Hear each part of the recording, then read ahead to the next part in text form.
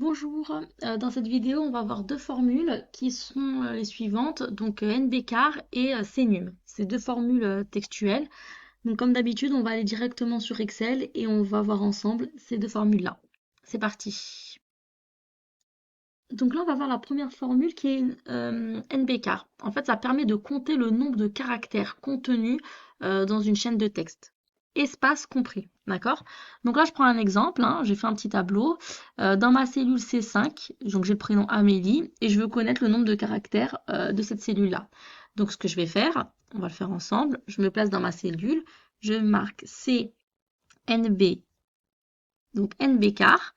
Là, on me demande de donc sélectionner ma cellule texte, que je sélectionne, je ferme la parenthèse, bouton entrée de mon clavier, donc entrée, et j'ai bien le nombre de chiffres qui s'affiche. Donc 6, ça veut dire que j'ai 6 caractères. Et donc quand on compte bien, A, M, E, accent aigu, L, I, E, ça me fait bien 6 caractères.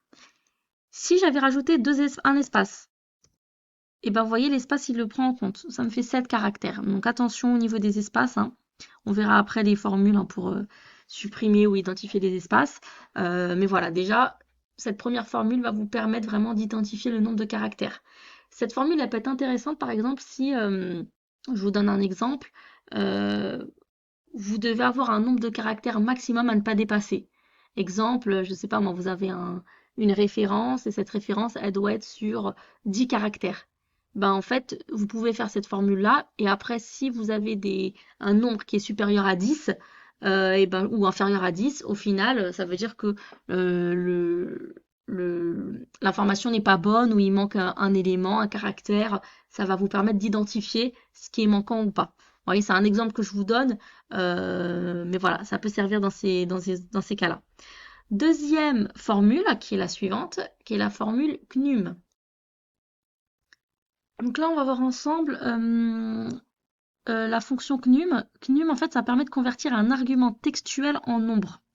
Donc là, je prends un exemple. J'ai ici ma dépense, ok, j'ai 50 euros. 50 euros, mon format, c'est en comptabilité. Donc, vous voyez, il faut comptabilité en euros. Ok, on est d'accord. Donc là, j'ai comptabilité, symbole euro, c'est bien, voilà. Et donc, j'ai bien un nombre de décimales après. D'accord? Imaginons que ce nombre-là, je vais le mettre en format texte. Donc là, je vais le mettre en format texte. Vous voyez? Donc là, des 50 euros, j'ai changé de format de ma cellule, il est en format texte. Vu qu'il est en format texte, moi, on va dire que voilà, j'ai un tableau, je dois le comparer avec une autre donnée, et dans cette donnée-là, les cellules sont en format nombre, et vous savez que pour comparer dans un fichier Excel, il faut avoir pour la comparaison le même format, sinon vous avez une erreur. Ça, vous allez le voir dans une vidéo ou dans un e-book que j'ai fait réellement, les 8 types de messages d'erreur qu'on peut avoir dans Excel, et ça fait parmi d'un type d'erreur. Donc moi, ce qui va se passer, c'est qu'en fait, ici, ma cellule qui est en texte, et ben en fait, je veux la convertir en nombre. Mais quand vous allez voir la cellule, vous allez toujours voir le même résultat. Vous voyez, là, j'ai 50, sauf que quand je voudrais faire ma recherche V ou quand je voudrais faire ma comparaison, je vais avoir un message d'erreur. Donc, il faut que je convertis cette cellule texte en nombre. Et là intervient la formule CNUM.